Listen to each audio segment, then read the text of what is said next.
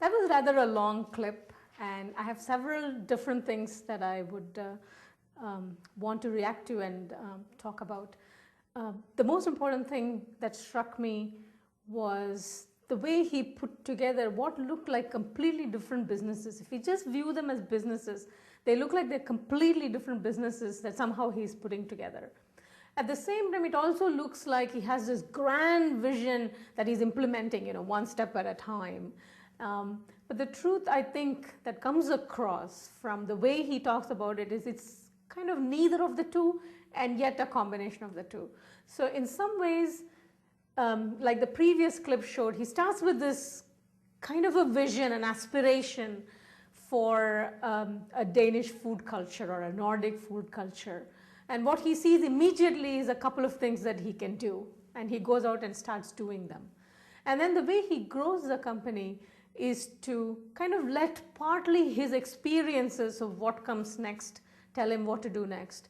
And also the people that start interacting with him and the people who come on board and who say, here is something that I bring to the table. A logistics guy comes, he can do certain things. Somebody who loves coffee, who has an expert coffee tongue, if you will, at taste buds, comes on board, and then you can go into coffee. And so it's looks like a crazy way of doing business. And over the years, as I've developed the theory of effectuation, along with a lot of colleagues and collaborators who have brought cases like these and ideas on board, we have begun calling this particular way of growing a company the crazy quilt principle. A crazy quilt is basically a quilt that is stitched together from random patches of fabric of different shapes and colors. And what the quilter is good at is putting these random patches together in ways that make sense and are very pleasing to the eye. And eventually, the quilt is something that people actually want to own, that it's so beautiful. In fact, people buy crazy quilts and put them on the wall instead of actually using them because they think it's so beautiful and so on. And you can see this principle very clearly in the way Claus is talking about building his venture. This also relates to another thing. In teaching entrepreneurship, a lot of novice students, people who don't have entrepreneurial experience, tend to think, where do I go for this great opportunity? In actual fact, opportunities are not rare. I mean, entrepreneurs see opportunities everywhere. In fact, that's one of their problems. They can see 1,000 opportunities, especially if you've been successful in the first one. And so if you see 1,000 opportunities, the question really becomes as to what is the next one you should be doing? Rather than, where do I find a good opportunity? There are good opportunities everywhere. And one way to narrow it down is to go back to the gut, to the principle.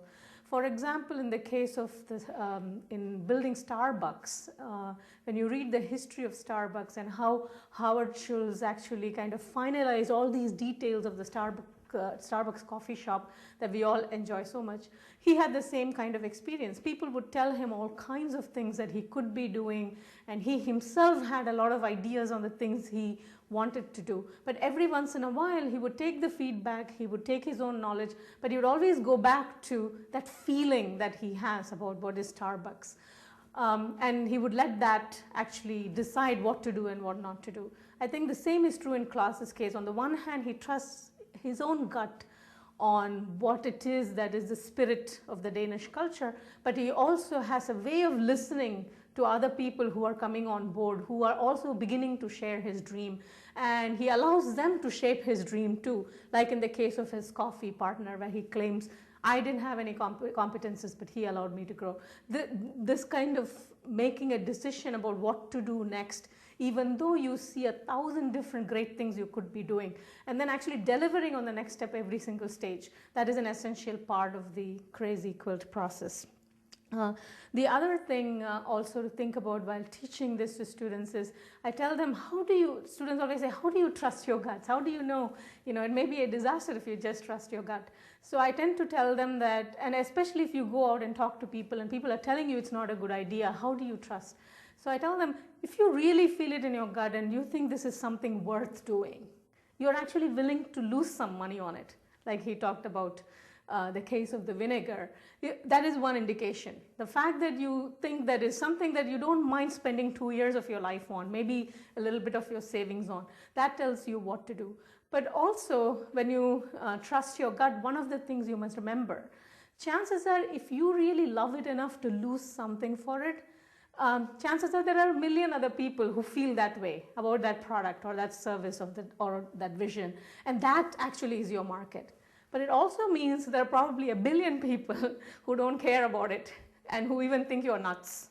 So it goes with the job, but you only need the 1 million people who really share your vision, right? That's all you really need. You don't need everybody under the sun buying into your vision. So don't go around selling it to every single person and getting demoralized because 9 out of 10 people don't buy your vision.